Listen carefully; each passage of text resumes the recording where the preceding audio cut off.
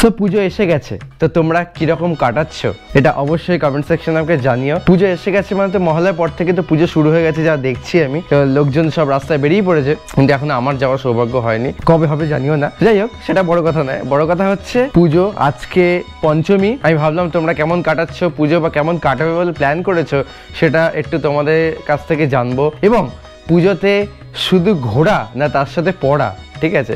তো সেই কয়েকটা জিনিস নিয়ে আজকে আমি কথা বলবো।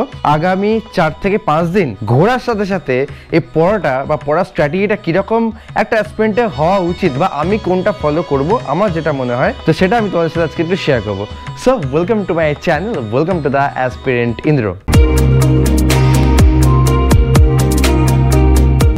সত্যি কথা বলতে যে পুজো আমরা প্রত্যেকেরই মন কাঁদে, মন একটু হলেও ভারাক্রান্ত হয় যদি তুমি পুজোর সন্ধ্যেবেলাটা বাড়িতে বসে থাকো। যে সবাই ঠাকুর দেখতে যাচ্ছে, খবরে এই আনন্দ ওই আনন্দতে সব লাফালাফি করছে। তারপরে পুজোতে তোমার বিভিন্ন প্যান্ডেলে এখানে এই হচ্ছে, এত জনসমুদ্র, এত এখানে হয়েছে, এখানে এই থিম হয়েছে, ওখানে ওই থিম হয়েছে, এত লোক এখানে ভিড় করছে, সবাই খুব মানে আনন্দে উচ্ছ্বাসে ফেটে পড়ছে। সেসবগুলো যখন খবরে নিউজে কেউ না কেউ দেখবে বা কেউ না কেউ শুনবে, তো যদি তোমার কানে সেটা আসে পড়ার সময় পুজোর দিন সন্ধ্যেবেলায়, মানে সেটা যে কত বেদনাদায়ক আমাদের বাঙালিদের পক্ষে, সেটা যারা বাড়িতে বসে সে সময়টা পড়েছে বা পড়ে তারাই জানে। মন একটু হলেও হয়, চারিদিকে গান টান চলে, মনে হয় যেন ঠিক আছে তাহলে বাড়িতে যখন পড়ছো এই টাইমটা একটুখানি হালকা কিছু পড়ি, বা সিনেমা দেখে সময় কাটাই, বা কিছু একটা করি, যদি ঘুরতে নাও যাই। কিন্তু ঘুরতে যাওয়ার প্ল্যানটা সবসময় হয়ে ওঠে না, বা আমাদের মতো অ্যাসপিরেন্টের পক্ষে সবসময় যাওয়া সম্ভব হয় না। যারা একটু মানে কলকাতার থেকে দূরে থাকো তাদের পক্ষে কলকাতার দিকে ঠাকুর দেখতে আসাটা খুব চাপের ব্যাপার। কিন্তু বিভিন্ন ডিস্ট্রিক্টে ভালো ভালো পুজো হয়, সেগুলো তোমরা অনেক এনজয় করো, দেখো, দেখি সেগুলো আর কি। যাই হোক, কিন্তু কলকাতার পাশে যারা থাকো তারা কিন্তু একটু হলে যেতে ইচ্ছা করে। এবার আমি প্ল্যান করেছি যে একদিন কি দুদিন বেরোবো, হয় অষ্টমী না নবমী বা সপ্তমী, যে কোনো ওই দিনগুলোর মধ্যে একটা দিন বেরোবো, একটু ঠাকুর দেখে আসবো। নাহলে না বাড়িতে বসে পড়তে গেলে সেই জিনিসটা একটু হলেও মনে একটু লাগবে। যতই হোক আমরা আফটার অল মন থেকে বাঙালি, ঠিক আছে? মানে দুর্গাপুজো যতই বাড়িতে বসে পড়ার চেষ্টা করে না কেন, মনটা কিন্তু ওই একটু হলেও ঠাকুরের দিকে পড়ে থাকে। হ্যাঁ, তবে সব থেকে বেস্ট টাইম হচ্ছে পড়ার জন্য সকালবেলা। সকালবেলা টাইমটা তোমরা কীভাবে পড়বে, দেখো আমি একটা ভালো স্ট্র্যাটেজি বলবো। এই টাইমটাতে কি পুজো একটা গন্ধ, পুজো ভাব পড়া, আমি ওই যেরকম তুমি নর্মাল পড়ছো সেই লেভেল তুমি ডেডিকেশন সেই পুজোটা আমি দিতে পারবে না। তার জন্য তোমার কী করতে হবে, তখন মনে হবে একটু সিনেমা দেখি, একটু অন্য কিছু দেখি, একটু করে সময় কাটাই।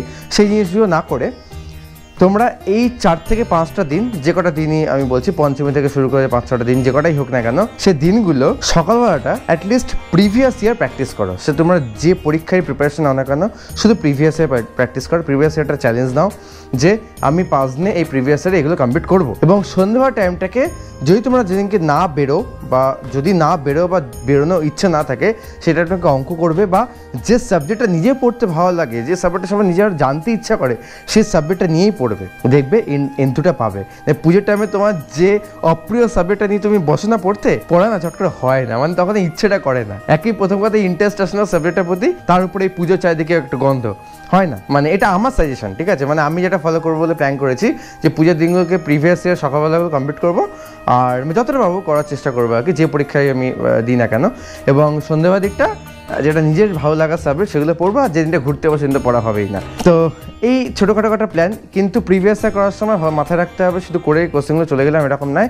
প্রত্যেকটা পেপার অ্যানালাইসিস এবং প্রত্যেকটা ফ্যাক্টগুলো মাথায় রাখতে হবে।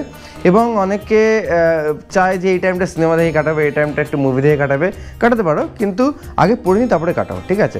মানে যারা এই বছরটাকে ভালো করে ডেডিকেটলি প্রিপারেশন মানে নিয়েছো, বা ভালো করে মানে পরীক্ষা দেওয়ার কথা প্ল্যান ভাবছো, তাদেরকে রিকোয়েস্ট করবো একটু হলেও পড়াশোনাটা করো পুজোর টাইমটা, ঠিক আছে? পুরোপুরি ঘুরে বেরিয়ে সময়টা কাটিও না, কারণ এটা আমাদের মতো অ্যাসপিরেন্টদের পক্ষে বা এই সময়টা দাঁড়িয়ে না করাটাই ভালো। পুজো সারা জীবন আসবে, এনজয় করতেই পারবে, ঠিক আছে? এই বছর 1 বছর না স্যাক্রিফাইস করলে কি হয়েছে, চলো ঘোরো, আর কাছে পিঠে ঘোরো, এনজয় করো, ঠিক আছে? বন্ধুদের সাথে গল্প আড্ডা মজা সব করো, ঠিক আছে? কিন্তু পড়াটা 3-4 ঘন্টা তুমি যদি টাইমটা অ্যালট করে রাখো, সেই 3-4 ঘন্টা পর তারপর তুমি যা খুশি তাই করো, এরকম একটা ব্যাপার। টার্গেট নাও, মানে ডেলি টার্গেটটা এভাবে নাও, কারণ এই পুজোর প্রত্যেক দিন পড়া একটা চ্যালেঞ্জের মতো, ঠিক আছে?